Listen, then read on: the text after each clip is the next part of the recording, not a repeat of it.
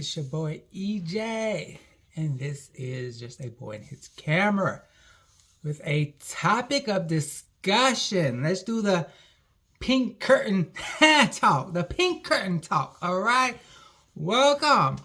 I want to bring up diversity. I've been saying it and using it in a couple of my recent videos, and I ran across an article that I found interesting for a couple of reasons. And it's the headline, as you can see in the video: the Recording Academy's new member class 2023 is 50% people of color. All right, 50% people of color. What does that mean? The class of 2023 has a record-breaking 2,400 new members for the Academy. All right. And when you break down that 2,400, it showed that 50% of people are color, 46% are under 40, and 37% are women. All right. We're diversifying the palette, you know. Artists over the recent years and even past years, you know, the Grammys has a history of being called out for not enough inclusion. Rap artists were getting left out. Latin artists were getting left out. Country artists were getting left out. A lot of things were getting left out. And if they did get a nomination, it was really probably just to save face, because the award ended up going to somebody that most critics would agree wasn't supposed to get it or didn't deserve to get it over somebody else. But ultimately, the decision was held, and there was not enough pressure for anything to be changed. In a topic of discussion about where's that diversity, where's the diverseness in the Recording Academy. And in 2023, we're getting some new blood, all right? And it's going to bring some diversity to the Academy's voting panel. But unfortunately, I don't think it will. Now, this is where the topic I want to have is what we're going to have. Tell me your opinion and your thoughts. Because when you peel back the onion and you dive into the apple, the Recording Academy also asked these 2,400 members what genre of music they resonate with. Are they more groove to, understand, in their wheelhouse, comprehend the ins and outs, know it, left or right, who they vibe with, basically. And the results, well, I think this is where we might still see certain snubs or upsets or surprises, even with the diversity that the Academy is promoting and pushing in 2023. Diversity goes beyond just the color of your skin. It goes into more depth. What are your interests? What genres do you know? How eclectic is your catalog? What are you personally going to be judging? And ultimately, with the new, you can only vote for 10 categories. These genres of music that they gear and vibe with might work out just fine. You go and you vote in that 10 categories of the 10, for the 10 genres, or the genre that you know and how many categories they have in it. However, you got to get to the nominee. You got to be a nominee first.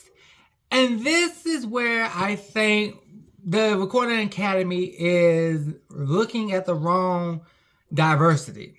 Now, the color of the skin, does make it diverse, and being mixed with women and men, and yeah, all that makes that diverse in the right direction. We all should have inclusion of ethnics, cultures, genders, all that should be represented. So I'm not hating on that. That's not what I'm hating on.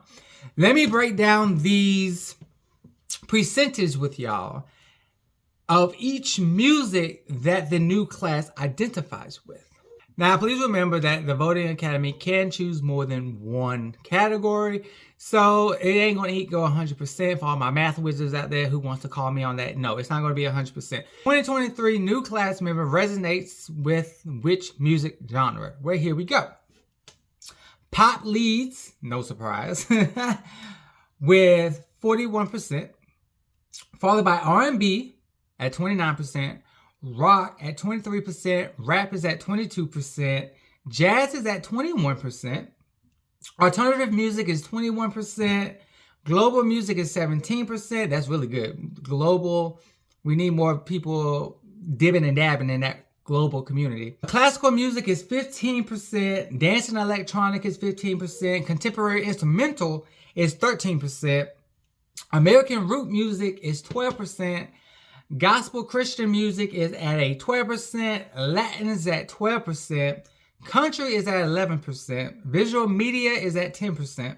And then there's 7 other genres that are not listed because they had less than 10% that resonated with the Voting Academy.